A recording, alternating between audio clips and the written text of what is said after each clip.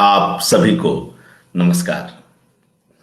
लेखक अनुवादक प्रबोध कुमार जी पर चल रहे एकाग्र की इस दूसरी कड़ी में आप सभी का हार्दिक स्वागत है।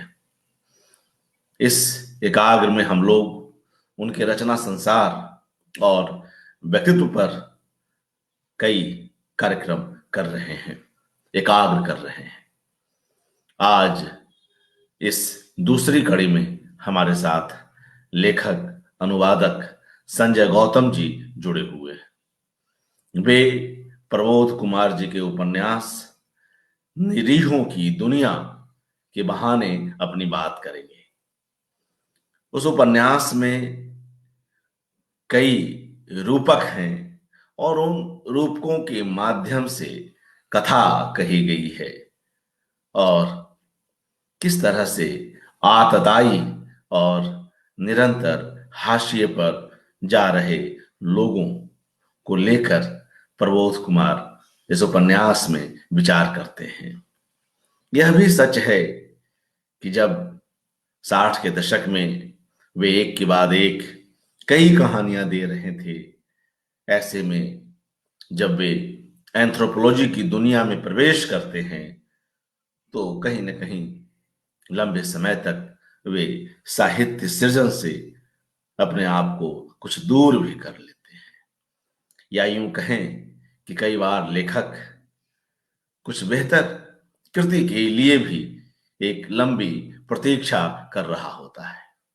बहरहाल, जब प्रबोध कुमार जी का यह उपन्यास लोगों के समक्ष आया तो जितनी भी चर्चा हुई, बेहद महत्वपूर्ण चर्चा हुई। संजय गौतम जी ने प्रबोध कुमार जी पर केंद्रित लम्हे के विशेषांक में इस उपन्यास पर लिखा भी, मगर आज की इस कड़ी में वे कुछ और चीजें भी जोड़ेंगे, इस बाबत कुछ नई बातें भी कहेंगे। मगर सर्वप्रथम वे जो कुछ भेंट मुलाकातें हैं प्रबोध जी के साथ, उनकी उस पर चर्चा करेंगे।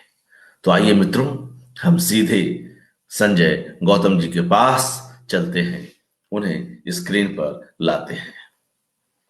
संजय जी नमस्कार, हार्दिक स्वागत। नमस्कार अर्पण जी, हार्दिक स्वागत है आपका।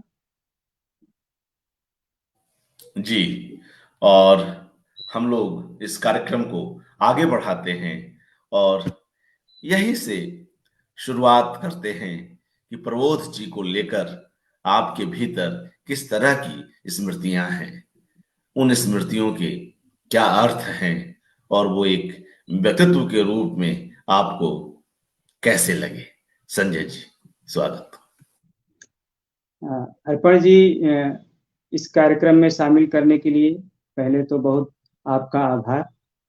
और आपके इस मंच की ओर से जिस तरह से साहित्य पर एकाग्र कार्यक्रम हो रहे हैं, निरंतर हम लोग उसके साक्षी बन रहे हैं और ये लग रहा है कि ऑनलाइन माध्यम का जितना सार्थक उपयोग आप जनसुलभ पुस्तकालय के मंच से कर रहे हैं वो बहुत ही अभिनंदनीय है और एक तरह से साहित्य का दस्तावेजीकरण इस समय हो रहा है।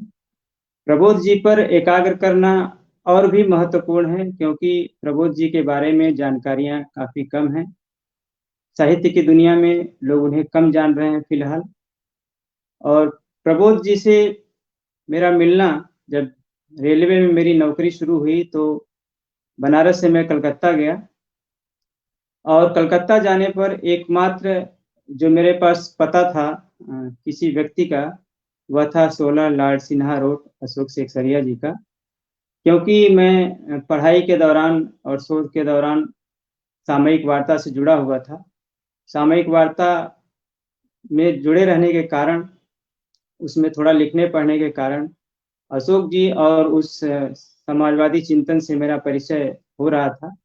और उस दौरान एक तरह से कहा जाए कि जो दिशा मिल रही थी सोचने विचारने की, पढ़ने लिखने की, वह उस दुनिया से जुड़ी हुई थी जिसमें किशन पटनायक जी, सच्चिदानंद सिन्हा जी, सुनील जी थे। तो इस तरह से राजेंद्र राजन जी यहाँ संपादन कर रहे थे सामयिक वार्ता का, और मैं उससे जुड़ने के बाद जब कोलकाता नौकरी करे लिए गया, तो सबसे पहले अशोक सेकसरिया जी से मिलने गया। खैर, उनसे जब तक मैं कोलकाता में रहा 2 सालों तक लगभग नियमित ऑफ़िस से छूटने के बाद मैं उनके पास जाता रहता था और काफ़ी बातें होती रहती थी, अनुभव होते रहते थे। उसी बीच प्रबोध जी के सुपुत्र अर्जुन जी होटल मैनेजमेंट का कोर्स करने के लिए कोलकाता आए हुए थे। प्रबोध जी भी एक दिन मैं पहुँचा तो प्रबोध जी बैठे हुए थे, कुछ पढ़ रहे थे। स्वभाव से मैं भी संकोची होने के कारण मैं कुछ बात नहीं कर पा रहा था उनसे। उन्होंने ही चूँकि अशोक जी बाहर निकले हुए थे, तो उन्होंने ही पूछा कि आप क्या करते हैं? कहाँ नौकरी करते हैं? और एक चीज़ जो मुझे ध्यान रह गई, उन्होंने मेरे जब नौकरी के बारे में पूछा, कार्य के बारे में पूछा, तो उन्होंने एक शब्द कहा कि भाषा के बारे में भी फ़ैनेटिक नहीं होना चाहिए। तो वो किसी भी उनका जो सौम्य, शालीन व्यवहार था, विनम्रता का व्यवहार था, अ, जिस तरह की उनका उनका व्यक्तित्व था, तो उन्होंने उस दौरान भी मुझसे ये शायद उन्हें लगा हो कि हम भाषा के क्षेत्र में काम करने के कारण मैं हिंदी भाषा के प्रति थोड़ा आग्रही हूँ। इसीलिए उन्होंने टोका भी होगा कि भाषा को लेकर के भी फ़ैनेटिक नहीं होना चाहिए। तो किसी भी रूप में प्रबोध जी फ़ैनेटिक या किसी तरह का दुराग्रही व्यक्ति किसी भी मामले में नहीं हो सकते थे, यह विश्वास मुझे उसी समय हुआ। दूसरा उस समय वह तस्लीमा नसरीन पर उन्होंने एक लेख लिखा, सामयिक वार्ता के लिए और तस्लीमा नसरीन से मेरा थोड़ा-सा जुड़ाव उस समय से हो गया था जब उनके ऊपर बांग्लादेश में $50,000 का पुरस्कार रखा गया था उनकी मृत्यु के लिए। और उस समय मैंने एक छोटी-सी टिप्पणी दर्ज की थी, लिखी थी कि तस्लीमा से डरा हुआ समाज। ये कैसा समाज है जो एक लेखक से डर जाता है और क्यों डर जाता है? और मेरे दिमाग में ये बात थी कि क्या धर्म कोई भी धर्म इतना कमज़ोर होता है कि किसी लेखक की एक टिप्पणी से वह उसकी दीवारें ढहने लगती हैं और वो डर जाता है और उसके ऊपर पुरस्कार रखता है। लेकिन मेरी मेरी बात जो है बहुत छोटे दायरे में थी। जब मैंने उनका लेख पढ़ा तो तस्लीमा नसरीन को लेकर के जो चिंताएँ उन्होंने प्रकट की थी, उनके भारत आने को लेकर के, उनके प्रवास को लेकर के और एक सांप्रदायिकता को और कट्टरता को, धर्म को उन्होंने एक व्यापक परिप्रेक्ष्य में देखा था। तो उस समय काफ़ी समय बाद उन्होंने कुछ लिखा था, अपनी नौकरी के बाद। इसलिए अशोक जी बहुत खुश थे उस लेख से और काफ़ी सुंदर अक्षर उनके लेख के होते थे और अशोक जी ने यह टिप्पणी भी लगाई सामयिक वार्ता में कि अब बहुत दिनों बाद कुछ लिखा है प्रबोध जी ने और अब वो सामयिक वार्ता के लिए लिखते रहेंगे। इस तरह से सामयिक वार्ता के लिए उनका लेखन शुरू हुआ, उसमें तस्लीमा नसरीन जी की कविताओं का उन्होंने अनुवाद भी किया। उस फिर मैंने भी प्रभावित होकर के पुस्तक मेले से तस्लीमा नसरीन की एक कविता संग्रह खरीदा, थोड़ा-थोड़ा बांग्ला पढ़ने का अभ्यास किया। बाद में मैं फिर चला आया, बनारस मेरा स्थानांतरण हो गया। तो हालाँकि मैं अपने घर लौट रहा था लेकिन अगर कोई मुझे सबसे बड़ा दुःख था, तो यही था कि यह संसार जो अशोक जी के इर्द-गिर्द है, वह संसार मुझसे छूट गया। वहाँ मैं होता उस संसार में तो शायद ज़्यादा समृद्ध होता, क्योंकि अशोक जी के माध्यम से एक बड़ी दुनिया खुल रही थी और मैं कुछ ऐसी चीज़ों का भी अनुवाद करने को मुझे अवसर मिला, जैसे वात्स्लाव हावेल के लेख का मिला, इस तरह से और भी मार्क टूली के लेख का अनुवाद करने को मिला। तो काफ़ी राय-बात से बातें बनती चली जाती थी। फिर मैं बनारस आ गया तो एकाएक मुझे फिर बाद में संजय भारती जी ने आलो आंधारी भेजा और पूरे विवरण के साथ बताया कि ऐसी-ऐसी बात है, इस तरह से यह किताब तैयार हुई। आलो अंधारी जब मैंने पढ़ा तो प्रबोध जी के बारे में, अशोक जी के बारे में पूरा फिर कलकत्ता का वो संसार मेरे सामने खुला और आलो अंधारी पर भी मैंने लिखा, भेजा, फिर उसके दूसरे संस्करण में उसे लिया भी गया। तो इस तरह से प्रबोध जी के कर्मों की जो दुनिया थी, एक नए सिरे से मेरे सामने खुल रही थी और मेरे दिमाग में एक साहित्य का ऐसा स्वरूप खुल रहा था, जो सिर्फ़ साहित्य की रचना नहीं करता है, बल्कि वह रचनाओं की रचना करता है मनुष्य के माध्यम से। एक तरह से कहें तो वह साहित्यकार मनुष्य की रचना करता है। और इस तरह से जैसे बनारस में भी एक हुआ करते थे ठाकुर प्रसाद सिंह, वह जितना खुद लिखते थे उससे बहुत ज़्यादा दूसरे से लिखवाने का प्रयास करते थे और उसको मंच देने का प्रयास करते थे, लोगों को बोलने देने का प्रयास करते थे। तो कुछ साहित्यकार ऐसे होते हैं जो स्वयं लिखने से ज़्यादा लोगों को लिखते हैं, मनुष्य के रूप में रचना करते हैं और वो मनुष्य, वो लोग जिनके अंदर मानवीय गुणों का प्रवेश उन्होंने कराया, वे लोग फिर रचनाएँ करते रहते हैं। तो रचना सिर्फ अपनी नहीं होती है, समाज में जिस तरह से मनुष्य की रचना होती है और उस मनुष्य के माध्यम से रचनाओं की रचना होती है, अशोक जी और प्रबोध जी कहीं न कहीं उस दायरे को लांघ गए थे। और यह मेरे सामने खुलना शुरू हुआ कि एक मनुष्य कैसे मनुष्य की रचना करता है, एक मनुष्य कैसे मनुष्य के भीतर मानवीय मूल्यों का रोपण करता है और बिना कहे, बिना उपदेश दिए धीरे-धीरे करके वो मानवीय मूल्य बढ़ते चले जाते हैं। फिर आगे चल कर के ईशत रूपांतर भी पढ़ने को मिला मुझे। उसमें प्रबोध जी के और अशोक जी का एक नया परिचय मिला। फिर 2010 में निरीहों की दुनिया का प्रकाशन हुआ, वह आया और बाद में शीशा कहानी संग्रह आया। तो संजय भारती जी इसके लिए बहुत ही अ, अभिनंदनीय है, उनका अभिनंदन होना चाहिए कि उन्होंने अशोक जी के प्रयास से प्रकाशन खोला और इस तरह की पुस्तकों का प्रकाशन किया, जो कि बांग्ला से पहले हिंदी में वो किताब आ गई थी, आलो अंधारे। लेकिन निरीहों की दुनिया का प्रकाशन जब हुआ, तो पहली बार जब मैंने पढ़ा तो सचमुच यह अनुभव नहीं हुआ कि किताब इतनी गहरी है और एक कहानी की तरह से पढ़ा। शायद ये भी होता है किसी पाठ के साथ कि जब आप पूरे भाव के साथ पढ़ते हैं किसी चीज़ को या पूरा डूब के पढ़ते हैं तभी ज़्यादा आनंद आता है। हो सकता है मेरी उस समय वह भाव नहीं रहा हो, तो मुझे अच्छी लगी लेकिन मैं उस तरह से उस किताब को समझ नहीं पाया। फिर जब प्रबोध जी का जाना हुआ, चुपचाप जिस तरह से वो गुज़र गए, फिर हम लोगों की बातें शुरू हुई कि कुछ किया जाए प्रबोध जी के बारे में, सोचा जाए कुछ। तो निरीहों की दुनिया को दोबारा पढ़ना शुरू किया मैंने और लमही से विजय राय जी ने फ़ोन किया कि हम लोग कुछ लमही का विशेषांक निकालेंगे और विजय राय जी का अभिनंदन होना चाहिए हिंदी समाज की तरफ से। उन्होंने बहुत ही विशिष्ट कार्य किया कि एक ऐसे व्यक्ति पर विशेषांक निकालने का निर्णय किया जिसके बारे में कोई सामग्री ज़्यादा उपलब्ध नहीं थी। उसकी रचनाएँ थीं, लेकिन संस्मरण या समीक्षाएँ ज़्यादा नहीं थी। यह बड़ा प्रयास उन्होंने लगभग 6 महीने की मेहनत से जितने संस्मरण लिखवा लिए उन्होंने, जितनी सामग्री इकट्ठी कर ली और एक मुकम्मल किताब के रूप में वह सामग्री हो गई। और अगर कोई प्रकाशक लमही के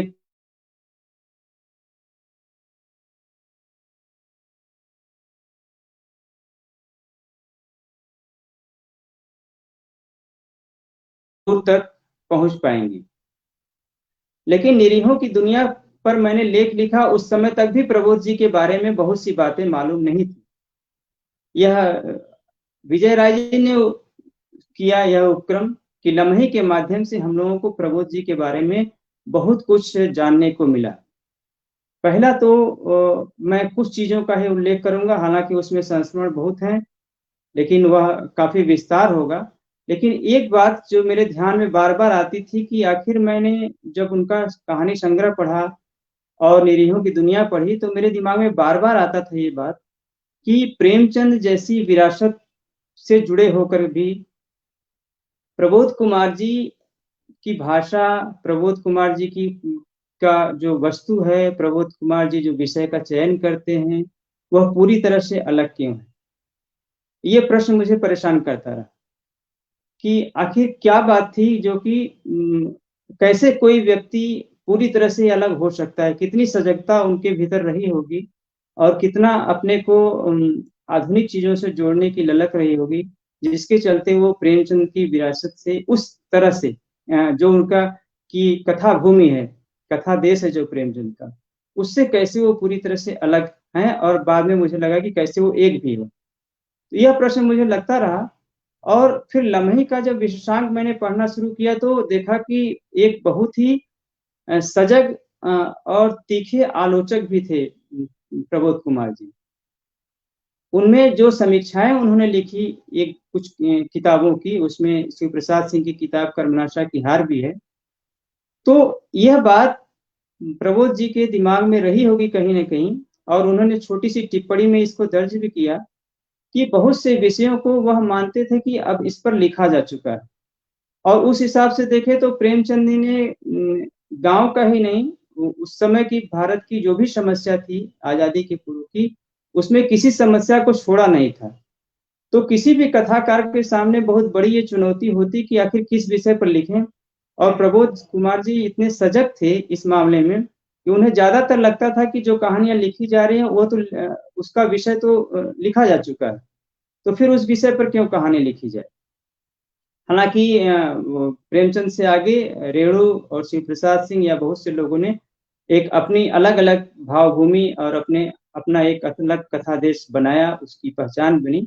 उस बात को अभी हम लोग छोड़ते हैं, लेकिन मुझे प्रबोध जी की ये बात लगी, इसीलिए वह इस मामले में बहुत ही आधुनिक बोध के कथाकार हैं। और उनकी चाहे जो भी कहानी हम लोग पढ़ें, उस समय की जो कहानियां हैं, वो कबूतर है, शीशा है, आखेट है, आप उसमें देखेंगे कि एक नए तरीके से, बिल्कुल जैसे एक क्षोभ कहानी है, उसमें एक टीटी के पास एक यात्री अपना टीटी से बात कर टीटी टिकट मांगता है और यात्री टिकट नहीं दिखाता है। वो एक सपने में है, सपने में वो प्रेमिका से मिल रहा है, वो उसको एक अलग दुनिया में है और उसे लग रहा है बार बार कि टीटी क्यों हमें परेशान कर रहा है, दूसरा कोई काम नहीं है क्या। और ये पूरी बातचीत में पूरी कहानी खत्म होती है, और इतने रोचक और इतने जटिल अंदाज में ये कहानी लिखी गई है कि इसका तुलना और किसी कहानी से नहीं की जा सकती है। इसी तरह से कबूतर एक घर में घुस आता है तो कितनी तरह से वो कबूतर से को हटाने की कोशिश करते हैं, फिर बाद में थक करके सोचते हैं कि अगर ये मेरे ऊपर बीट भी कर दे तो मैं नहीं हटाऊंगा, और कबूतर के साथ उस संगीत में जीने की कोशिश करते हैं। तो प्रबोध जी का जो कहानी के साथ जो ट्रीटमेंट है, या आखेट कहानी जिसकी चर्चा बहुत की जाती है कि किस तरह से मनुष्य के भीतर छिपे हुए क्षुद्रता को वह उभार करके सामने ले आते हैं, बिना मुखर हुए बहुत आराम से धीरे धीरे करीने से लेकर के आते हैं। वो आखिर कहानी वो दिखाई पड़ता है जो एक लड़की के साथ एक दुकानदार के व्यवहार का होता है, वह एक दूसरे तरह का आखेट कर रहा है। तो उस दौर के जो प्रबोध कुमार को देखते हैं, 60 वाले दौर के प्रबोध कुमार को हम लोग, तो ये लगता है कि एक पूरी एक ऐसी दुनिया बना रहे थे जो कि उस समय के कथा देश यानी जो परंपराएं चल रही थी कहानियों की, उससे अलग थी। और वो दुनिया कहीं न कहीं कुछ अशोक जी से, कुछ निर्मल वर्मा से, कुछ महेंद्र भल्ला से, इन लोगों से भी वो मिलती-जुलती दुनिया थी। और भाषा के मामले में भी बहुत ही सजग, बहुत ही सतर्क, और विषय वस्तु के मामले में भी बहुत सजग, सतर्क, और कम लिखने, अनूठा लिखने के मामले में बहुत सजग। एक ऐसे कथाकार से परिचय हमारा होता है जो कि बहुत ही सजग कथाकार 60 के दौर का था।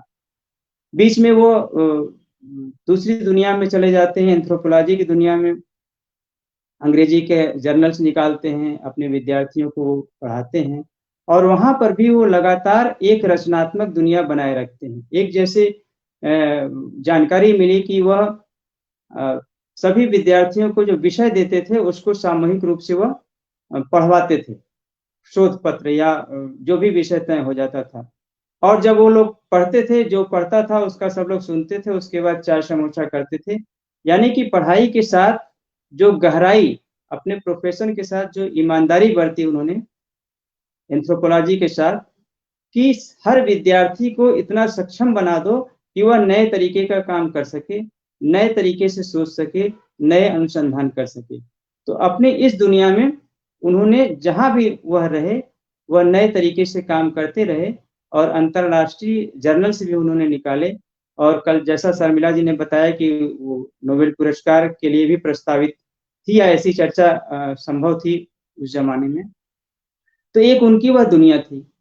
अब जब वह दोबारा एंथ्रोपोलॉजी की दुनिया से साहित्य में या समाज में जब उन्होंने ध्यान देना शुरू किया, चीजों को देखना, तो ये 90-92 का दौर था और इस दौर में आप देखेंगे कि धीरे-धीरे दुनिया में 2-3 नई परिघटनाएँ घट रही थी। एक ग्लोबलाइज़ेशन की, भूमंडलीकरण की परिघटना घट रही थी और उसी के साथ-साथ समाज में कट्टरता और सांप्रदायिकता की समस्या भी बढ़ रही थी। तो उसमें प्रबोध जी पूरी तरह से तस्लीमा नसरीन की तरफ जाते हैं, काजी नजरुल इस्लाम की तरफ जाते हैं और इस नासिरा शर्मा के साहित्य को देखते हैं और इस साहित्य को, समाज को नए सिरे से खंगालना शुरू करते हैं और लगातार उन चीज़ों को खोज करके ले आते हैं, जो कि कट्टरता या सांप्रदायिकता के विरुद्ध पड़ती है। या यह देखने का प्रयास करते हैं कि कैसे सांप्रदायिकता को हराया जा सकता है, कैसे कट्टरता हमारे समाज में बढ़ती चली जा रही है। तो उनकी चिंता के भीतर ये बहुत ज़बरदस्त 90 के बाद आना शुरू हुआ और ये अपने पत्रों में, अपने लेखों में, अपनी टिप्पणियों में उस दौरान उन्होंने नासिरा शर्मा पर भी लिखा, नजरुल पर भी लिखा, कलिकथा वाया बाईपास अलका सरावजी का उपन्यास आया था, उस पर भी उन्होंने बहुत विस्तार से और बहुत अच्छे ढंग से लिखा। तो यह उनकी पसंद और नापसंद का भी दौर चलता है। ये लेकिन जो 90 के बाद की जिस दुनिया को वो देख रहे थे, जिस तरह की कविताओं का वो अनुवाद कर रहे थे, वह उससे जो दुनिया बन रही थी कट्टरता की, धार्मिक कट्टरता की, उसके बरक्स एक समांतर दुनिया बनाने का प्रयास वह चुपचाप कर रहे थे और नई-नई चीज़ें गढ़ रहे थे। इसी गढ़ने में उनके जो देखते हैं हम लोग, तो उनका जो व्यक्तित्व नए सिरे से यह दिखाई पड़ता है कि वह जिस दुनिया को गढ़ रहे थे, उस दुनिया में उनका मानस कैसा बन रहा था। तो वह एक नए मानस के व्यक्ति के रूप में हमें दिखाई पड़ते हैं। उसी दौरान बेबी हालदार उनके जीवन में आती हैं, एक नौकरानी के रूप में। और जो दृश्य है कि बेबी हालदार किसी किताब को देख रही थी और उस किताब को देखते हुए बेबी हालदार को जब उन्होंने देखा तो उनके मन में आया कि शायद इसके अंदर पढ़ने की ललक है और उन्होंने वह कॉपी और डायरी दी और कहा कि इस जीवन को अपने लिखो।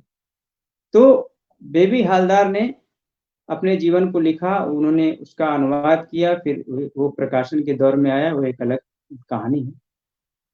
लेकिन जिस तरह से वह साहित्य में 2-3 चीज़ों पर का उन्होंने बहुत ही, जैसे नासिरा शर्मा पर भी लिखा उन्होंने, तो एक चीज़ का उन्होंने बहुत ही तीखा प्रतिरोध किया कि साहित्य में किसी एजेंडे को लेकर के आप नहीं चल सकते और एजेंडा के प्रभावी हो जाने के कारण, किसी एजेंडा के प्रभावी हो जाने के कारण कई बार रचना बहुत ही खराब स्थिति में आ जाती है, रचना पर विपरीत प्रभाव पड़ता है। एक तो रचना का मानक उनके दिमाग में यह था।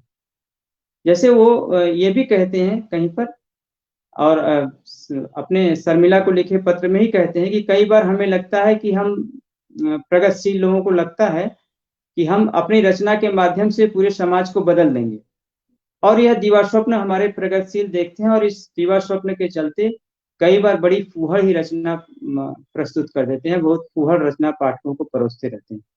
तो एक तरफ तो रचना की उनकी यह कसौटी थी, लेकिन दूसरी कसौटी उनकी जो रचना की बनी, वह बेबी हालदार के साथ जो बन रही थी उनकी, उन्होंने उस संबंध में भी इस पत्र में अपने लिखा कि मैं किसी ऐसी रचना को स्वीकार नहीं कर सकता जो कि बेबी हालदारों तक न पहुंचती।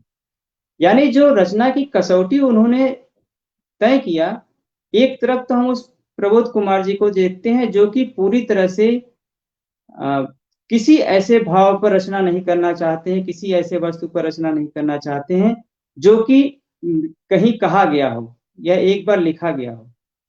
उसमें उस तरह की कलात्मकता की खोज करते हैं जो कि पूरी तरह से पाठक के मन के भीतर उतरे या उसमें कहीं भी पुरानापन न हो। दूसरी तरफ वह रचना की कसौटी तय करते हैं कि मैं किसी ऐसी रचना को स्वीकार नहीं कर पाता या कर पाऊंगा जो कि बेबी हालदारों तक न पहुंचती है। अब किसी भी रचनाकार के सामने आज के समय में मैं सोचता हूँ कि ये कितनी बड़ी चुनौती खड़ी करते हैं कि रचना एक तरफ कलात्मक भी हो, दोहराई भी न गई हो, और दूसरी तरफ इतनी सामान्य हो, इतनी सरल हो कि सामान्य से सामान्य व्यक्ति तक पहुंचे। यह रचनाकार की बड़ी कसौटी प्रबोध कुमार जी तय करते हैं, और इस कसौटी के साथ वह जब आगे बढ़ते हैं तो निरीहों की दुनिया जैसा एक उपन्यास लिखते हैं। तो इस मानस को हम देख पाते हैं जो निरीहों की दुनिया के पहले उनका बन रहा था, यानी कि कट्टरता के विरुद्ध, सांप्रदायिकता के विरुद्ध, सौहार्द के पक्ष में, और एक सामान्य व्यक्ति की चिंता जो उनके भीतर व्याप रही थी उन दिनों, जिसकी प्रतिनिधि बेबी हालदार हैं, और उसके अलावा भी बहुत से लोग हैं जिनके बीच उन्होंने काम किया। इन सारी चिंताओं के बीच वह एक बड़े मानस के साथ निरीहों की दुनिया का उन्होंने लेखन किया। अब निरीहों की दुनिया में एक उसके पर चर्चा करने के पहले एक दो चीज और बात कर लें कि निरीहों की दुनिया में एक जो कथा है, पहला पार्ट उसका जो है इब्ने इंसा की कहानी के आधार पर है।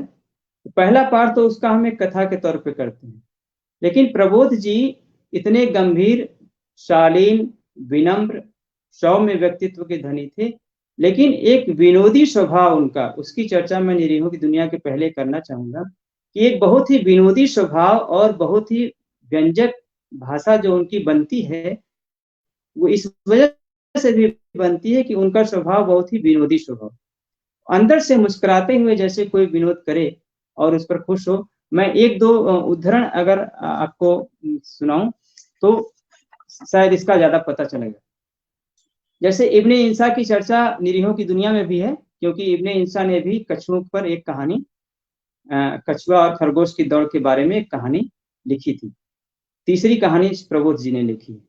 तो इब्ने इंसा की जो उर्दू की आखिरी किताब, ये शर्मिला के पत्र में ही वो लिखते हैं, शर्मिला बोहरा जालान कथाकार जिनका वक्तव्य हम लोगों ने कल सुना, उनके पत्र में लिखते हैं कि इब्ने इंसा, अब उनकी भाषा देखिए कि कैसी है भाषा, कैसी व्यंजक भाषा है, और भाषा में कैसा भुलापन है उनके, कैसी मार्मिकता है। इब्ने इंसा हिंदुस्तान में जन्मे पर रहे पाकिस्तान में, और नहीं रहे लंदन में। एक सामान्य सी बात को कहने के लिए उन्होंने इस तरह की भाषा का इस्तेमाल किया कि इब्ने इंसा हिंदुस्तान में जन्मे पर रहे पाकिस्तान में और नहीं रहे लंदन में। उनकी पुस्तक उर्दू की आखिरी किताब कहीं मिले तो जरूर पढ़ना, इस पुस्तक के इन अंशों का मजा लो। अब उस पुस्तक का एक अंश उन्होंने पत्र में लिखा है, वो बहुत ही रोचक है, और उनके मानस को समझने के लिए, यानी निरीहों की दुनिया को समझने के लिए यह अंश भी बहुत ही महत्वपूर्ण है। हमारा मुल्क, ये इब्ने इंसा का लेखन है जिसे प्रबोध जी उद्धृत कर रहे हैं। हमारा मुल्क, ईरान में कौन रहता है? ईरानी कौम रहती है। इंग्लिस्तान में कौन रहता है? इंग्लिस्तान में अंग्रेजी कौम रहती है। फ्रांस में कौन रहता है? फ्रांस में फ्रांसीसी कौम रहती है। ये कौन सा मुल्क है? ये पाकिस्तान है। इसमें पाकिस्तानी कौम रहती होगी? नहीं, इसमें पाकिस्तानी कौम नहीं रहती है। इसमें सिंधी कौम रहती है, इसमें पंजाबी कौम रहती है, इसमें बंगाली कौम रहती है, इसमें यह कौम रहती है, इसमें वह कौम रहती है। लेकिन पंजाबी तो हिंदुस्तान में भी रहते हैं, सिंधी तो हिंदुस्तान में भी रहते हैं, फिर ये मुल्क क्यों बनाया? गलती हुई, माफ कीजिए, आइंदा नहीं बनाएंगे। अब इस इब्ने इंसा की इस विनोदपूर्ण और इस तल साथ में भाषा को प्रबोध जी अपने पत्र में उद्धृत करते हैं, जिससे पता चलता है कि प्रबोध जी का मानस क्या था। और अब उनकी विनोदी वृत्ति का एक हम 14 अक्टूबर 2000 को पत्र लिखा है उन्होंने, उसको देखते हैं तो उनकी विनोदी वृत्ति का और उनकी व्यंजकता का पता चलेगा। पत्र में लिखा उन्होंने, कभी अपने 60 साल के संगी उस दांत के बारे में लिखा था जो साथ छोड़ने की जिद करने लगा था। इधर कुछ महीने से तो उसने कमर ही कस दी थी कि अब उससे मेरे लिए रोटी कुतरना नहीं होगा। लाख समझाया कि कूड़े में फेंके जाने के से मुंह में बने रहना बेहतर है, जहां उसका काम अन्य साथी बांट सकते हैं। पर वह नहीं माना और कल से वह मुझे छोड़कर चला गया। मेरा दिमाग अब तो भले ही दुधमुहा है, दांत तो दुधमुहा नहीं था कि उसे चूहे के बिल में डाल वैसा ही सुंदर दूसरा दांत प्राप्त कर लेता। दंत पंक्ति के रिक्त स्थान की पूर्ति के लिए डॉक्टरनी की शरण ली तो उसने 1500 रुपयों का खिलौना दांत लगवाने की सलाह दी। खिलौना दांत, खिलौना दांत, खिलौना की चर्चा इस तरह से बहुत आएगी निरीहों की दुनिया में भी। वह जब लग जाएगा तब तुम्हारे मुख मुझे चीटिंग खोर कहने पर आपत्ति नहीं होगी। अपनी उम्र से चीटिंग। अब ये उनकी विनोदपूर्ण भाषा जो बहुत ही गंभीर प्रबोध कुमार जी देखने में लगते थे, लेकिन उनका चेहरा एक विनोदपूर्ण ढंग से मुस्कुराता भी था। उनकी विनोदपूर्ण भाषा का एक नमूना देखिए कि एक दांत के टूटने को लेकर के अपने पत्र में वो किस तरह से चित्रण कर रहे हैं। तो इस मानस के साथ जब उन्होंने निरीहों की दुनिया लिखा तो निरीहों की दुनिया का पहला पाठ जब मैंने किया तो एक जैसा हम लोग कछुआ और खरगोश की कहानी जानते हैं, कछुआ खरगोश की कहानी सभी लोगों ने बचपन में पढ़ी होगी, अपने छोटे पाठ्यक्रमों में भी है, छोटी कक्षाओं के। तो उसमें है कि खरगोश और कछुए की दौड़ हुई। खरगोश तेजी से चला, जाकर के एक जगह सो गया। कछुआ निरंतर चलता रहा और जीत गया दौड़।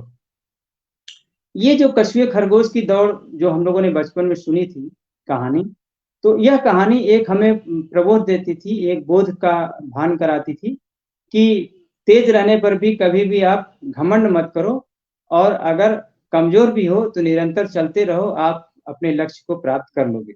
यह बोध कहीं न कहीं हर बच्चे के मन में बैठ जाता है और उसे कभी भी अपने कमजोर होने पर ग्लानि नहीं होती है, जैसा हम लोग को भी महसूस हुआ था। दूसरी दौड़ की चर्चा इब्ने इंसा की होती है इस उपन्यास में, जो पाकिस्तान में रहे थे।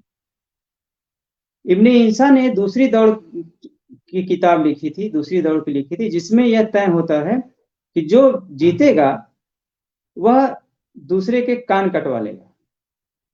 खरगोश और कछुए में दौड़ होती है, खरगोश पहुंच जाता है, कछुआ नहीं पहुंचता है, तो वह अपनी वसीयत करके भी मर जाता है कि अगर कभी भी कछुआ पहुंचे तो उसका कान काट लिया जाए। अब तीसरी इस किताब की जो होती है तीसरी दौड़, यानी प्रबोध जी की किताब की जो दौड़ होती है, उसमें यह है कि कछुआ पहुंचता नहीं है, बल्कि जब वो चलना शुरू करता है, क्योंकि इसके जो दौड़ के आयोजक थे दोनों आयोजकों ने कछुए और खरगोश के मुख में एक एक नीम की टहनी दे दी कि आप इसको दौड़ो लेकर के, और जो पहले पहुंचेगा वह दूसरे के कान काट लेगा। अब यहां से शरारत शुरू होती है। अब ये कथा चलती है आगे चल करके, फिर उसमें एक 007 पात्र आ जाता है। कछुआ खरगोश पहुंच जाता है, कछुआ नहीं पहुंचता है, उसके ऊपर शुरू में ही पत्थर पड़ने लगते हैं, गोले की तरह से बरसने लगते हैं पत्थर। वो लौट करके आ जाता है और अपने कछुई के पास मन मरा करके बैठ जाता है। कछुई उसे सहलाती है, धीरे धीरे उसे अच्छा लगता है, क्योंकि मनुष्य को सहलाना अच्छा लगता है। उसी में 007 एक आता है जो थोड़ा बाहरी है, वह धीरे धीरे करके नंबर ले लेता है, अपने लिए एक नाम लेता है 007 मुखिनी। कछुई मतलब मुखिनी है, कछुआ और मुखिया। तो उस समाज में एक मुखिनी होती थी, एक मुखिया। खरगोश में भी मुखिया और मुखिनी है। तो यह जो मुखिनी खरगोश है वह उसे नंबर दे देती है कि ठीक है तुम नंबर ले सकते हो, और वह बाकी कछुओं को भी नंबर बांटने की आजादी ले लेता है। नंबर बांटने की आजादी के साथ ही वह काम शुरू करता है अपने भ्रष्टाचार का। नंबर देने में ही शुरू करता है कि किसको कौन सा नंबर पसंद है, तो ठीक है जिसको जो नंबर पसंद है वह नंबर लेने के लिए, अपने पसंद का नंबर करने के लिए उसे मछलियां देनी पड़ेगी उसको, और फिर वो मछलियों को एकत्रित कर लेगा। फिर ये जो समस्या है कि कछुआ कैसे जीतेगा खरगोश से या कैसे दौड़ पूरी करेगा, इस समस्या को सुलझाने के लिए वह एक वकील के पास जाता है। कहानी प्रथम दृष्टया इसी तरह से चलती है, वकील के पास जाता है, बाद में फिर कछुआ नहीं जाता है। खरगोश को लगता है कि हमें अपने वापस चलनी चाहिए, हमारा मित्र किसी संकट में है, हमें बुलाया है मित्र ने, तो वापस आ जाता है और कहानी इस तरह से एक लेयर चलती। लेकिन अगर इस कहानी को जो सामान्यता दिखती है कि कछुआ खरगोश है, 007 है जो भ्रष्टाचार की बात कर रहा है, इस कहानी को अगर दूसरे तरीके से देखें और जो भी पढ़ेगा हर व्यक्ति कुछ नए नजरिए से इसको देखेगा। जैसे कि लमही में जो योगेंद्र आहूजा जी का लेख है, उन्होंने भी और रणेंद्र ने भी एक अलग-अलग नजरिए से इस निरीहों की दुनिया को देखा है, इसका मूल्यांकन किया है। भोला प्रसाद सिंह ने भी अपने नजरिए से इसको देखा है। मेरा ध्यान इस बात की ओर भी जाता है कि जैसे प्रबोध जी चूंकि एक नृतत्व शास्त्री भी थे, तो प्रबोध जी कहीं भीतर बहुत गहरे एक सभ्यता के विकास की भी कहानी लिख रहे थे, कछुआ कछुई और 007 के साथ। अब जैसे हिंद स्वराज में गांधी जी करते हैं कि आधुनिक सभ्यता में वकीलों का प्रवेश, डॉक्टरों का प्रवेश, पत्रकारों का प्रवेश, सब कुछ या वैज्ञानिकों का प्रवेश, सब कुछ इस तरह से होता है जो कि सभ्यता का को मनुष्य उन्मुख बनाने की जगह यंत्र उन्मुख और उद्योग उन्मुख बनाता है। यह पूरी सभ्यता की कहानी इसी तरह से चलती है कि हम मनुष्य की ओर कम देखें, मानवीयता की ओर कम देखें और यांत्रिकता की ओर तथा विकास या औद्योगिक विकास की ओर ज्यादा देखें। या जो अर्थव्यवस्था के भी जो नियम बनाए गए हैं वो उसी तरह से बनाए गए हैं जिसका देख रेख मनुष्यता की ओर कम और उत्पादन की ओर ज्यादा है, आर्थिक विकास की ओर ज्यादा है। जैसे एक वकील के बारे में जिस तरह से हिंद स्वराज में टिप्पणी की गई है, उसी तरह से जैसे 007 आता है इसमें और वकील का प्रवेश होता है, वैसे ही झगड़े को सुलझाने की जगह उलझाने और फिर उससे रुपया बनाने की बात इस उपन्यास में शुरू हो जाती है। अब वकील के पास वकील पैसा कहाँ से आएगा? 007 समाधान देता है कि नहीं, हमारी जो है ये जो मछलियां हैं हम इकट्ठी कर रहे हैं मछलियों को, इसी मछली को हम देंगे तो हमारा काम करेगा। एक जहरीला दांत वो अपना हथियार के रूप में रखता है और समय समय पर उस जहरीले दांत का प्रयोग 007 करता रहता है। ये जो 007 करता है और जिस तरह से वो चाहता है कि हमारे मुखिया यानी हमारे जो कछुआ हैं वही इस दौड़ को जीते और उसके लिए चाहे खरगोश के मुखिया के प्रति हमें जो भी षड्यंत्र करना पड़े, तरह तरह का षड्यंत्र वह करने का प्रयास करता है। लेकिन यह जो सभ्यता थी, प्रबोध जी शायद ऐसा मानते रहे होंगे कि सभ्यता में या आदिम सभ्यता में ऐसा एक सर्वमान्य गुण है जो कि अपने मुखिया की बात को मानता है, या उस समाज में वह समाज ऐसा है जिसमें कि सभी लोग अपने मुखिया की बात का सम्मान करते हैं और कोई भी बेईमानी नहीं करना चाहता है। धीरे धीरे मुखिया और मुखनी भी सजगता से इस बात को समझना शुरू कर देते हैं कि 007 हमसे कहीं न कहीं धोखाधड़ी कर रहा है और इस बात का पता वो लगा लेते हैं। फिर वो एक मित्र के साथ दूसरे खरगोश को भेजता है कि जाओ आप खरगोश जो जीत करके बैठा हुआ है नीम के टीले पर, उसको आप बुला करके ले आओ। वह खरगोश आता है और दोनों में जान पहचान, मतलब दोनों में पूरी तरह से फिर सामंजस्य बैठ जाता है और सच्चाई का पता लग जाता है। अंततः 007 को पकड़ करके मछुआरे लेकर के चले जाते हैं।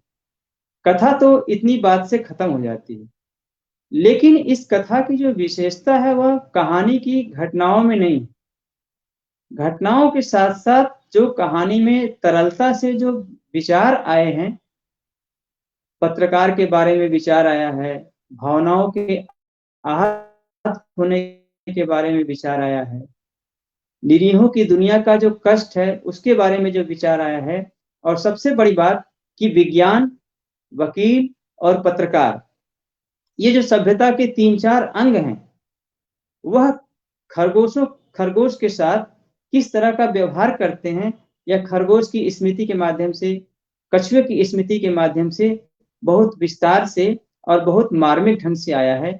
इसके अगर हम उदाहरणों को देखें तो कुछ हद तक समझ सकते हैं कि इसकी मार्मिकता उपन्यास की क्या है। हालांकि उदाहरण देखने से पूरी तरह से बात स्पष्ट नहीं होगी, क्योंकि उदाहरणों में भी पूरी बात, उदाहरण भी इतने एकांगी नहीं है कि कथन के रूप में आ गए फिर बात आगे चली। एक दूसरे से गूंथे हुए उदाहरण हमारे सामने आते हैं, एक दूसरे से गूंथी हुई बातें आती हैं, लेकिन 2-3 बातों पर ध्यान रखना है। जैसे कि हम विज्ञान को लेकर के इस उपन्यास में किस तरह का उभार है, विज्ञान की निर्ममता को लेकर के किस तरह से उभार है, और वह वैज्ञानिक जो निर्ममता है वह उससे बचने के लिए सहारा एक बच्ची बनती है। एक बच्ची ही, यानी कि जो बच्चों की दुनिया है, उसको प्रबोध जी मानते हैं कि यह निरीहों की दुनिया का जो कछुआ कछुई की जो दुनिया है, बच्चों की दुनिया से ही इनको एकमात्र उम्मीद है।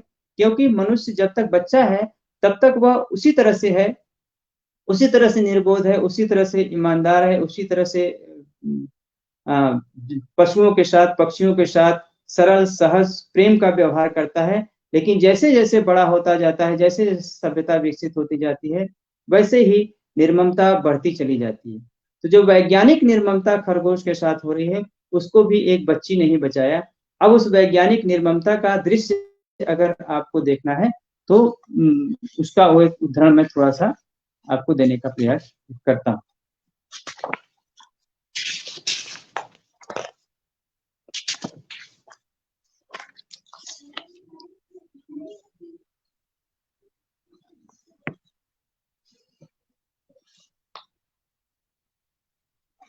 बच्ची ने जब उसे मेज पर से उठाया था, तब वह केवल इतना देख सका था कि लंबे नीले कोट वाला आदमी उस मरियल खरगोश की नाक पर बड़ी रुई का गीला फाहा रख रहा है। अब उसने देखा कि वह खरगोश मेज पर रखे पटिये पर सोया सा पड़ा है और उसके हाथ पर किसी चीज से जकड़ दिए गए। खिचड़ी वालों वाला आदमी खरगोश के पैताने खड़ा था और उसके एक हाथ में कैंची थी और दूसरे में उसने खरगोश की जांघों के बीच की चमड़ी उठा रखी थी। एकाएक उसने कैंची उस उठी हुई चमड़ी में घुसा दी और उसे ऊपर की ओर तब तक चीरता गया जब तक कि गले के आसपास नहीं पहुंच गया। इतना करने के बाद उसने मेज पर से कुछ कांटे उठाए और उनकी मदद से चमड़ी को पटिये पर दाएं बाएं ऐसे फैला दिया कि पेट के भीतर का सभी कुछ साफ साफ दिखाई देने लगा।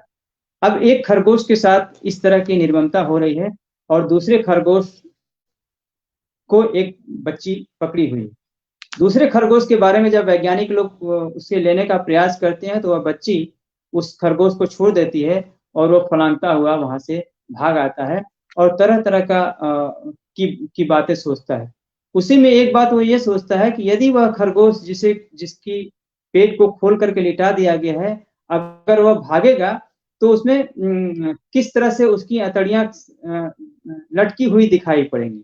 अब ये अद्भुत उसकी सोच का जो जो वो विनोद कहता है, अच्छा मतलब एक तरह से अपने साथी के बारे में विनोद भी कर रहा है, उससे तकलीफ भी होती है, लेकिन उस विनोद में देखिए कि सभ्यता का की अतड़ियां किस तरह से दिखाई पड़ने की बात एक ऐसा बिंब बनता है जो हमारी सभ्यता का बिंब, अगर उसको पर्यावरण या बाकी चीजों से को जोड़ करके देखें, मनुष्य विरोधी चीजों से, तो उस तरह का बिंब भी बनता हुआ इसमें दिखाई पड़ता है। अब एक बहुत सारे ऐसे प्रकरण हैं, इस जगह जगह विन्यस्त हैं, जो बहुत ही मार्मिक दृश्य स्थल खड़ा करते हैं इस उपन्यास में। इस उपन्यास की खासियत खास तौर से वहीं पर है जो कि बहुत मार्मिकता पैदा करता है और तरह तरह के वाक्यों को वर्तुल बनाते हुए, वाक्यों में एक तरह का आवर्तन है, एक वर्तुल वाक्य चलते हैं जो कि कई तरह के प्रश्न बहुत धीरे धीरे धीरे धीरे पाठकों के मन में विकसित करते हैं। अब देखिए, दुर्घटना एक सामान्य सी बात होती है, लेकिन एक खरगोश जिस तरह से देखता है कुत्ते की दुर्घटना को याद करता है कि एक कुत्ता कैसे दुर्घटना हुआ और उस पर सड़क पर उसका क्या हाल बन गया। उसका अगर हम दृश्य देखें तो किस तरह की मार्मिक भाषा में विन्यस्त किया है प्रबोध जी ने उस उपन्यास में। उसकी आंखों के सामने एक तस्वीर उभरी जिसमें सड़क पर कछुए की पीठ की शक्ल और नाक का एक काला धब्बा ऐसा दिखाई दे रहा था जैसे उतनी जगह की गिट्टी और कोलतार से फूहड़ मरम्मत की गई हो। उसने कछुए की उस खौफनाक तस्वीर को मन से निकालने की जब कोशिश की तो उसकी जगह एक और तस्वीर उसकी आंखों के सामने उभर गई जिसमें एक मटमैले कपड़े जैसी कोई चीज हवा के साथ इधर उधर डोल रही थी। मटमैले कपड़े जैसी वह चीज कभी एक तगड़ा कुत्ता हुआ करती थी और खरगोश ने जैसे ही उसका चेहरा याद किया उसे बहुत पुरानी वह दुर्घटना याद आ गई जिसमें उसी सड़क पर उस तगड़े कुत्ते को एक मोटर ने रौंद दिया था। बिल में घुसने की कोशिश करता तो कुत्ता जरूर से पीछे से पकड़ लेता है, इसलिए वह सड़क की ओर दौड़ा और 2 छलांगों में सड़क पार कर तीसरी छलांग लगाने जा रहा था कि एक भयंकर आवाज ने उसे ठिठक कर पीछे मुड़कर देखने को मजबूर कर दिया। सड़क के बीच में एक मोटर खड़ी थी जो उसे देखते देखते फिर चल पड़ी और कुछ ही कड़ों में आंखों से ओझल हो गई। जहां पर मोटर खड़ी हुई थी वहां खून से लथपथ वह तगड़ा कुत्ता मुंह बाए पड़ा था।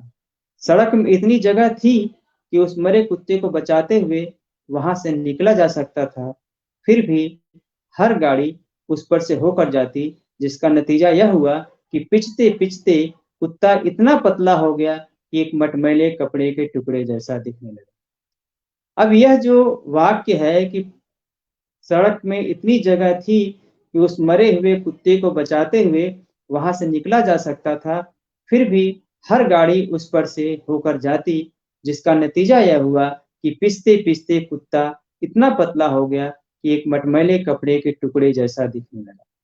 अब ये जो मटमैले कपड़े के टुकड़े जैसा दिखने की बात है वह प्रबोध जी की सूक्ष्म और मर्म वेधी आंख ही देख सकती थी। इस प्रसंग को पढ़ते हुए किसी का भी मन अंदर से थर्रा जाएगा।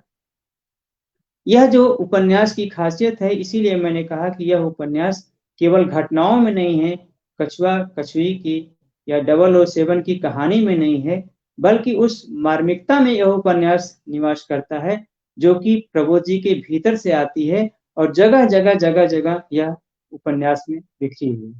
चिड़ियों से बातचीत में, प्रकृति के साथ बातचीत में, खरगोश के घास चरने में, घास चरते समय गोली मार दिए जाने में और मनुष्य अनायास ही निकलता है शिकार के लिए और गोली घास चरते हुए खरगोश को गोली मार देता है। यह जो हिंसा, यह कुछ सायास हिंसा है, कुछ अनायास हिंसा है और कुछ आदतवश जब मन में आया, मन किया, गोली मार दिया किसी को। कैसे कोई गोली मार सकता है? क्यों मनुष्य गोली मार देता है? इस तरह से अनेक प्रश्न खरगोश के माध्यम से हमारे भीतर उतरते चले जाते हैं और इस उपन्यास को एक बहुत ही व्यापक परिवेश का उपन्यास, व्यापक प्रश्नों का उपन्यास बनाते हैं जो सभ्यता के मामले की को ही प्रश्नांकित करता है कि आखिर यह कैसी सभ्यता हम लोगों ने विकसित की है जिसमें मनुष्य चाहे अनचाहे अनायास भी हिंसक होता जा रहा है और छोटे छोटे जीवों के प्रति वह कितना क्रूर हो गया है कि अपने खेल के लिए, अपने मजे के लिए उसको मारता चला जा रहा है। अब एक और प्रसंग है, एक बच्चे की स्मृति कैसे करता है। जो एक दुर्घटना की, और दुर्घटनाएं हमारे जीवन की आम हो गई हैं, लेकिन उस दुर्घटना को प्रबोध जी कैसे जीते हैं। खरगोश उस बच्चे को नहीं भूल पा रहा था जिसका खून उस खून में मिला था। अब ये भाषा पर ध्यान देने की बात है। खरगोश उस बच्चे को नहीं भूल पा रहा था जिसका खून उस खून में मिला था जो सड़क पर फैलकर अब सूख चुका था। एक बच्चे का खून उस खून में मिला था जो सड़क पर फैलकर अब सूख चुका था। उसने सोचा कि वह बच्चा शायद उस समय भी अपना कोई खिलौना अपने हाथ में लिए होगा जब उसकी गाड़ी उलट जाने से वह इधर उधर टकराने लगा होगा और घबराहट में वह खिलौना उसके हाथ से छूट गया होगा। इतने खिलौनों में वह कौन सा खिलौना था जिसे वह बच्चा उस दुर्घटना के समय अपने हाथ में लिए था, यह वह नहीं जानता। इसका पता लगाने के लिए वह जाकर फिर उस गाड़ी में घुसा और वहां पड़े सभी खिलौनों को ध्यान से देखने लगा। सभी खिलौनों पर खून के छींटे थे। वह खरगोश और कछुआ थे, उसे ऐसे मालूम दिए जैसे खून से पुते हुए। अब ये बच्चा भी जो गाड़ी में बैठा था, जिसकी दुर्घटना में मृत्यु हो गई, वह भी खरगोश, एक खिलौना कछुआ लिया हुआ था और एक खिलौना खरगोश लिया हुआ था, और दोनों की दौड़ अपने जांघों पर वह करा रहा था। इस तरह के स्मृति, इस तरह की बात, इस तरह का गल्प प्रबोध जी ने खरगोश के माध्यम से रचा है। कुछ उदाहरण ऐसे भी हैं जो सामान्यतः उपन्यास में आते हैं, लेकिन आप उसको देखेंगे तो बहुत ही मार्मिक ढंग से अपनी बात कहते हैं। कोई स्नेह से पीठ सहलाए तो सभी प्राणियों को अच्छा लगता है, उनका मनमरापन गायब हो जाता है और मन में छिपा रखा सब कुछ उड़ेल देने की इच्छा होने लगती है। यह बात तब आती है जब कछुआ पत्थर खा करके घर लौटता है, उसका मन मरा हुआ होता है, तो कछुए उसकी पीठ को सहलाती है, तब यह बात उभर करके आती है।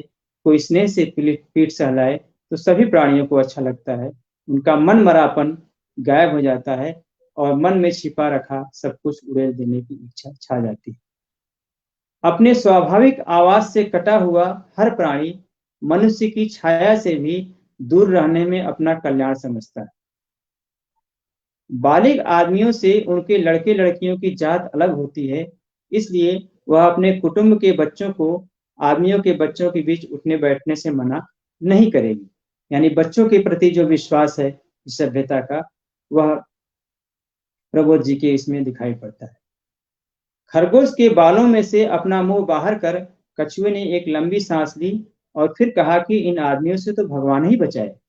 कछुओं को पता नहीं किस जुर्म की सजा मिल रही है कि जमीन पर रहते हैं तो अपनी सुस्त चाल की वजह से आदमी से दूर नहीं भाग सकते, और पानी में रहते हैं तो वहां भी आदमियों से छुटकारा नहीं, क्योंकि 24 घंटे वे पोखर से चिपके ही रहते हैं। कभी नहा रहे हैं, कभी कपड़े धो रहे हैं, कभी घड़ों में पानी भर रहे हैं, कभी अपनी जान देने के लिए पानी में कूद रहे हैं, तो कभी बंसी डालकर बैठे हैं कि मछली नहीं तो कोई कछुआ ही पकड़ में आ जाए। उस छोटी प्यारी बच्ची ने भी उस खिचड़ी बालों वाले आदमी से एक वादा बार बार दोहरवाया था, जिसे उसने फिर भी पूरा नहीं किया, और शायद इस वजह से उसके मन में यह बात उठी कि जब एक नासमझ बच्ची के साथ कोई ऐसा कर सकता है, तब तो कोई भी किसी को भी धोखा दे सकता है। यह वैज्ञानिक पिता से बच्ची ने जो वादा करवाया था, उस संदर्भ में यह वाक्य आता है कि एक विज्ञान की जो निर्ममता है, विज्ञान की अपनी खोज के लिए, अपने स्वार्थ के लिए जो निर्ममता है, उसको एक बच्ची कैसे उसको अनुभव करती है और वो कैसे खरगोश के पक्ष में खड़ी हो जाती है। अब पत्रकारों के बारे में एक बात आई है। अब यह कौन नहीं जानता कि पत्रकार जो ठान लेते हैं वह करके ही छोड़ते हैं। वे तिल का ताड़ बना सकते हैं, छछूंदर की बाबी को पहाड़ सिद्ध कर सकते हैं, काले को सफेद और सफेद को काला मनवा सकते हैं, और यहाँ तक कि एक खूनी को भला आदमी और एक भले आदमी को ऐसा खतरनाक खूनी सिद्ध कर सकते हैं कि लोग उसकी छाया से भी दूर रहने लगे। अब ये पूरी तरह से सामयिक संसार हमारे सामने निरीहों की दुनिया के माध्यम से खुलता चला आता है। भावना आहत, पिछले अगर 20-25 सालों का हम देखें, भावनाओं को आहत होने को लेकर के जिस तरह से खेल चलता है, उस बात को यहाँ पर प्रबोध जी ने बहुत ही करीने से रखा है। फिल्म, साहित्य, कलाकृति, चित्र इत्यादि को देखकर भी भावनाएं खूब आहत होती हैं, और व्यक्ति नहीं बल्कि पूरा समुदाय खिलाफ आक्रामक हो जाता है। सामाजिक पृष्ठभूमि में उपन्यास में खरगोश कहता है कि बहुत से लोग ऐसे रहे होंगे जिनकी भावनाएं इस बात से आहत हुई होंगी कि वे फिल्म नहीं देख सके, लेकिन उतने हंगामे के बाद भी वे चुप रहे। उस आदमी की भावनाएं आहत हुई होंगी जिसके चित्रों को देखने वहां पहुंचे थे। अब भावना आहत होना हमेशा एक तरफा होता है, यानी कि जिस कलाकार की, जिस रचनाकार की की फिल्म नहीं देखी गई, किताब नहीं पढ़ी गई या किताब जला दी गई, उसके भावना को लेकर के कभी भी कोई प्रश्न नहीं उठता है, बल्कि ऐसे लोगों की भावनाएं आहत हो जाती हैं जिनका कि उन चीजों से कोई मतलब नहीं होता। अब उपन्यास में टिप्पणी आती है कि किसी की भावनाएं अगर सचमुच में आहत होती हैं तो वह किसी को बताता नहीं है, और बताता भी है तो उसे जो सबके सबसे करीब होता है। लेकिन अगर किसी की भावनाएं झूठ मूठ में आहत होती हैं और वह यह बात चिल्ला चिल्ला कर सबको बताता है और आहत करने वालों से बदला लेने की कोशिश करता है, ये भावनाओं के आहत होने का झूठा जो होता है, जो झूठी भावनाएं आहत होती हैं, झूठे तरीके से आहत होती हैं, वही बदला लेने की कोशिश करता है, उसी के भीतर प्रतिहिंसा होती है। बल्कि सचमुच जिसकी भावना आहत होती है वह तो चुपचाप बर्दाश्त करता है। कछुआ एक स्मृति और खरगोश करता है। गोली का नाम सुनते ही कछुए के दिमाग में एक धमाका सा हुआ और उसके साथ ही उसका वह मनमरापन गायब हो गया जो उसके जिगरी दोस्त की निराशा से उपजा था। उसकी आंखों की चमक से यह साफ था कि कोई नई बात सूझी है। उसने कहा कि यह सही है कि आदमियों को ठीक ठीक समझ पाना उनके बस की बात नहीं है, लेकिन जब रहना इन्हीं के बीच है तो कोई उपाय जरूर होगा कि उनसे बचकर रहा जा सके। आखिर कब तक आदमी खरगोशों को गोली से मारते रहेंगे और कछुओं को अपने जाल में फंसाते रहेंगे। खरगोश ने कहा कि आदमियों का कोई भरोसा नहीं, खरगोशों और कछुओं को तो वे मारते ही हैं, और उनसे भी बहुत बहुत ज्यादा वे उन आदमियों को मार डालते हैं जो बिल्कुल उन्हीं जैसे होते हैं। सच तो यह है कि आदमी ने पता लगा लिया है कि हथियार से बढ़कर कोई ताकत दुनिया में नहीं है, और जिसके पास हथियार है वह खरगोशों और कछुओं की कौन कहे, बड़े बड़े जानवरों और अच्छे बुरे सभी तरह के लोगों की हत्या कर सकता है। ऐसे में खरगोश कछुए जैसे निरीह प्राणी उससे अपनी रक्षा भला कैसे कर सकते हैं। अब एक यूटोपिया, एक सोच, एक स्वप्न है जो आता है कि कैसे कैसे रहा जाए, किस दुनिया में रहा जाए, किस तरह की दुनिया में रहा जाए। रक्षा का एक ही उपाय है, आदमियों से दूर रहना। इस जघन्य सभ्यता में एक निरीह दूसरे निरीह को सिर्फ सांत्वना दे सकता है। गौर करें, इस जघन्य सभ्यता में एक निरीह दूसरे निरीह को सिर्फ सांत्वना दे सकता है। कछुआ एक ऐसी दुनिया के बारे में सोचता है जो सिर्फ निरीहों की होगी, जहां 007 जैसे समाज में विभेद डालने वाले जासूस लोग दिमाग लोग नहीं होंगे, जहां वकील जैसे लोग नहीं होंगे जो मुकदमा पैदा करने के लिए वादी प्रतिवादी के बीच दूरी बनाए रखते हैं, जहां पत्रकार सिर्फ मनोरंजन एवं बिक्री के लिए खबरें करते हैं, जहां हथियार नहीं होंगे, जहां पेड़ चिड़ियों प्रकृति के साथ जीवंत संवाद होगा और जीवन एक दूसरे के करीब होगा। इस तरह से कुछ उदाहरण मैंने दे करके यह थोड़ी सी एक झलक उपन्यास की आपको दिखाने का प्रयास किया। इस झलक से आपको तृप्ति नहीं हो सकती है, मुझे मालूम है, क्योंकि जब आप उपन्यास को पढ़ेंगे तब उसके लाइनों के बीच जो झांकता हुआ अर्थ है, प्रत्येक पंक्ति में जो अर्थ विन्यस्त किया गया है या विन्यस्त हो गया है, उस चीज को पूरी तरह से तभी महसूस किया जा सकता है जब उपन्यास को पूरे विन्यास में अनुभव किया जाए। और यह उपन्यास एक कछुआ खरगोश के दौड़ की कहानी तो है इब्ने इंसा के बाद की, लेकिन साथ साथ जैसा मुझे लगता है कि यह सभ्यता की के विकास के साथ साथ जो दरिंदगी का विकास है, सभ्यता के विकास के साथ साथ जो अमनुष्यता का विकास है, सभ्यता के विकास के साथ साथ जो प्रकृति के विनाश का विकास है, वह सारी चीजों को, पूरे परिवेश को और अपने समकाल को, जिस समय में वह लिखा जा रहा था यानी जिस समय को हम जी रहे हैं, उसको भी बहुत ही करीने से ध्वनित करता चलता है। तो बिना विषय को दोहराए अब पंचतंत्र से लेकर के पशु लोक पर तमाम कथाएं, रचनाएं, कविताएं लिखी गई हैं। केदारनाथ सिंह जी ने जो बाघ कविता लिखी, उनकी भी प्रेरणा जो है वो पंचतंत्र की कहानियां थी। उन्होंने इस बात को कहा है कि पंचतंत्र के पशुलोक से ही मुझे इसका आलोक मिला है, और मैं पहले जितना समझता था कि जितनी सरल है पंचतंत्र, उतनी सरल वह नहीं है, बल्कि एक बहुत जटिल संरचना की कहानियां हैं इसमें, और इसमें बहुत संभावनाएं हैं इससे जुड़ करके करने में। और पंचतंत्र को किसी समय अरब देशों के पाठ्यक्रम में भी पढ़ाया जाता था। तो यह जो पशु लोग के साथ जुड़ करके कहानी कहने की जो कला है, वो भारतीय परंपरा की अपनी कला है। इस कला को प्रबोध जी ने अपने आधुनिक बोध से जोड़ करके एक ऐसा सधा हुआ, सजग और मार्मिक गद्य विकसित किया है, जो कि प्रबोध जी का अपना गद्य है। प्रबोध जी के गद्य की जो मार्मिकता है, वह अनूठी है, और उसमें जो वर्तुलता है, जो आवर्तन है, जो वाक्य से वाक्य निकाल करके या वाक्य को कई बार दोहरा करके अर्थ को संप्रेषित करने की जो कला है, वह एक अलग तरीके से सामने आती है, अलग तरीके से दिखाई पड़ती है। तो इस उपन्यास को पढ़ते हुए हम बहुस्तरीय अर्थों से गुजरते हैं, और हर व्यक्ति जब पढ़ेगा तो अपने अर्थ के साथ उस उपन्यास को पढ़ सकता है। जैसा मैंने रणेंद्र को भी देखा, इस उपन्यास की उनकी जो समीक्षा है, वो उसको अस्मितावादी विमर्श की ओर भी ले जाते हैं कि इसमें अस्मितावादी विमर्श है, क्योंकि 007 इस तरह का भी प्रयास करता है कि जो खरगोश का मुखिया नहीं जीतना चाहिए, हमारा ही मुखिया जीतना चाहिए, इस तरह की बात फैलाने की कोशिश करता है। और विश्व में जो अर्थव्यवस्था के लिए जो हिटमैन थ्योरी चल रही है, उसके बारे में भी रणेंद्र जी ने ध्यान दिलाया है। योगेंद्र आहूजा जी ने इससे काफी सभ्यता के संदर्भ में इसको परिभाषित किया है, देखने का प्रयास किया है। तो हर पाठक किसी रचना का जो उद्देश्य है, रचना वही है, चाहे वो गद्य हो या पद्य हो, जिसका अर्थ एक बार में नहीं चूकता है।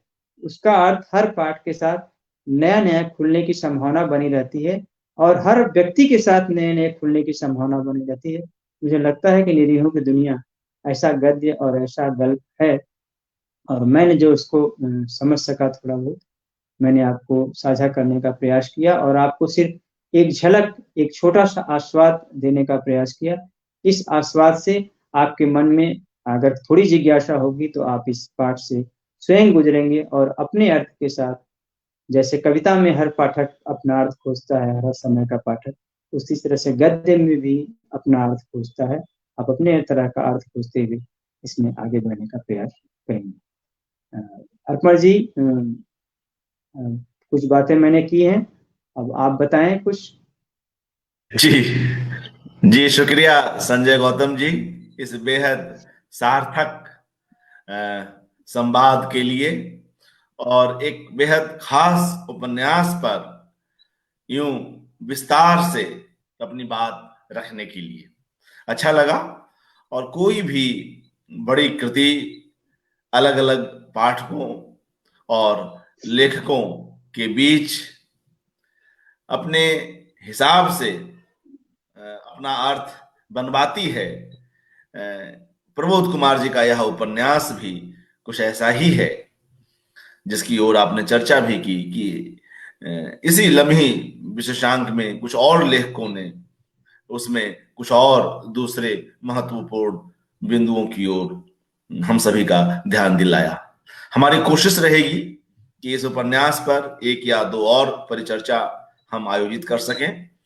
और आज इस दूसरी कड़ी में जिस तरह से आपने प्रबोध जी के इस बेहद खास उपन्यास पर बात की, और तमाम पक्षों को, जिसमें पंचतंत्र भी है, जिसमें सभ्यता विमर्श भी है, जिसमें तेज दौड़ती जिंदगी भी है, और हम लोग रोज देख रहे हैं बाईपास पर ऐसी घटनाएं घट रही हैं, और तमाम जीव जंतु और कई बार मनुष्य भी वो एक बिल्कुल मलिन कपड़े की तरह दिखाई पड़ जाते हैं। इतनी बड़ी बड़ी गाड़ियां, और उसके पीछे एक मनोवैज्ञानिक कहा करते थे इमोशनल कोसेंट, और एक होता है intelligence quotient, IQ and EQ। लोगों के पास IQ तो काफी हो गया है, इंटेलिजेंसी कोसेंट काफी है, मगर जो इमोशनल कोसेंट है, कि हम कैसे, कोई अगर मर भी गया है तो उससे अलग जाते हुए जो है हम अपनी गाड़ी को चलाएं। तो यह ईक्यू जो है यह लगातार घटता जा रहा है। कई ऐसे संवेदनशील लोग भी हैं, गाड़ी चलाने वाले लोग भी हैं, जो यह जानते हैं कि हमारी गाड़ी इतनी स्पीड से आगे जाएगी, तो जो अगर उससे कोई पक्षी का उससे टकराव होता है तो वह पक्षी वहीं पर मर जाएगा, एक चूंकि उसके आगे वह फिर नहीं उड़ पाती है। तो ऐसे में 80-90 तक की स्पीड, तो ऐसे लोग भी हैं। मगर एक बड़ी संख्या रात में हम देखते हैं, और खास तौर से आजकल कोहरे के इस मौसम में ऐसी कई कई घटनाएं घटती हैं, और बड़े बड़े वाहन जिस तरह से चल रहे हैं उसमें शराब की भी भूमिका है, और तमाम जो एक कहीं ना कहीं संवेदनशीलता जो निरंतर घटती जा रही है उसकी ओर इशारा किया। और भी तमाम जो दूसरे भौतिकवादी जो भौतिकवादी जो लक्ष्य हैं उसकी दिशा में किस तरह से मनुष्य निरंकुश हो जाता है, इन सब पर आपने आज विस्तार से चर्चा की। इस उपन्यास पर मित्रों मुझे लगता है कि एक सार्थक बातचीत आज संजय गौतम जी की ओर से संभव हुई। हमारे साथ आज की इस कड़ी में सरोज कौशिक जी, शर्मिला जालान जी, शिवदयाल जी, उदय भानु पांडे जी, और तमाम अंशुमति जी, और तमाम दूसरे लोग जुड़े हुए हैं। मैं सभी का हार्दिक धन्यवाद करता हूं। प्रभा मिश्रा जी, शुभ शिशिर जी, भानु प्रकाश रघुवंशी जी, और तमाम लोग, कुछ एक के नाम छूट भी रहे होंगे। प्रबोध कुमार जी पर यह एकाग्र जारी है। कल एक नई कड़ी में हम मिलते हैं, और हमारी ओर से कोशिश रहेगी कि उनकी कुछ रचनाओं का पाठ भी यहाँ पर हो सके। आज अपने इस वक्तव्य में संजय जी ने उन कुछ अंशों को रखा भी। आगे हम लोग इस एकाग्र पर और बातचीत करेंगे। एक बार पुनः धन्यवाद संजय गौतम जी। आज जुड़े हुए सभी सभी दर्शकों को, श्रोताओं को मेरा हार्दिक आभार। आपने इतना समय दिया मुझे सुनने के लिए, या मेरी बातों को सुनने के लिए। और अभी आगे भी जो इससे जुड़ेंगे, मैं सभी के प्रति हार्दिक आभार व्यक्त करता हूँ। आप सभी का अभिनंदन है। आप अर्पण जी, आपने जिस तरह से इसको संयोजित किया, आपके प्रति भी बहुत बहुत आभार। जन सुलभ इसी तरह से साहित्य के लिए समर्पित कार्यक्रम करता रहे। हम सबकी शुभकामनाएं और सहयोग हमेशा बना रहे। जी बहुत जी बहुत जी, धन्यवाद। शुक्रिया। आप सभी लोग हमारी ताकत है। नमस्कार सभी और को। और मित्रों, देश के एक बड़े हिस्से में एक भयानक शीतलहर जारी है। अपना ध्यान रखिए, सुरक्षित रहिए, परिजनों को भी सुरक्षित रखें, और ठंड से भी बचें। हम लोग कभी न कभी इसके शिकार हो जाते हैं। तो खैर, मौसम अपनी जगह है और यह रचनात्मक यात्रा अपनी जगह है। तो इन दोनों के बीच संतुलन रखते हुए हम लोग कल फिर मिलते हैं। शुभ रात्रि, नमस्कार। शुभ रात्रि।